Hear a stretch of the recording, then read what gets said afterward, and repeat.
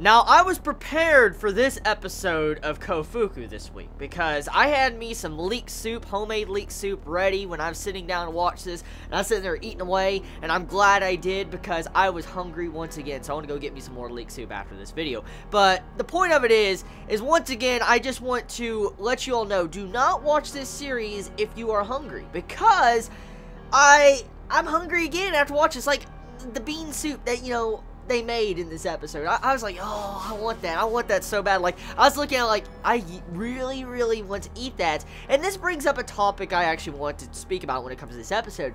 So, I know everybody at one time or another, when they've been eating or they're hungry for something, they always have that thought in their mind that, like, okay, so I'm hungry for something, but I don't know what it is. And that's pretty much what happened in this episode. Like, the main theme of this episode was summer fatigue and getting to see how our main female characters are trying to figure out what they wanted to eat on this day. And they ate through a variety of things, just trying to get the perfect thing, and eventually came down to a hot bean type soup.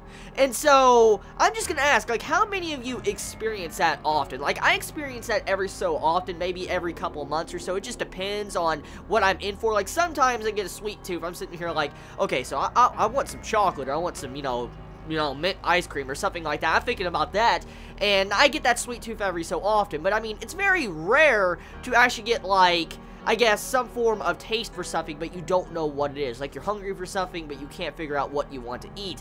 And so, I like that. I just like how this episode really just messes with your gut. That's exactly what Koufuku does, actually. In general, it really loves playing with your appetite, making you hungry, making you want to eat something else, making you want to keep watching, but you want to eat while watching it. It's that type of series, and I like that. I really enjoy, Koufuku, the way it manages to do that every single week, and it's adorable. Like, when you add in the moe effects with Shaft, like, Shaft always finds a way when it comes to the head tilts, to the freaking up-close personal shots, to the fan service. They always find a way, especially when it comes to random slice-of-life series. And to see how they did that with this episode, I felt like they had a nice, good balance between the fan service, the slice-of-life, to the comedy, to the food segments. They had a really good balance to this episode, so I really enjoyed this episode of Koufuku. A really great series to watch first thing in the morning of a Sunday.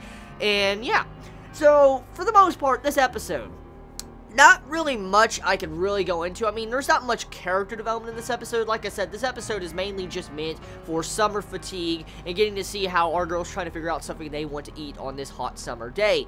And that's the episode. I mean, it's not bad. I mainly watch this series because I just love getting to see the foodgasms. Like, oh my god, they're to die for when I'm watching this series, and especially getting to see our characters like, oh, eating freaking food, eating food and seeing popsicles like they're eating freaking popsicles, and just sexual images, and I'm like, what that, like, no, just, so, overall, episode of Koufuku, it's good.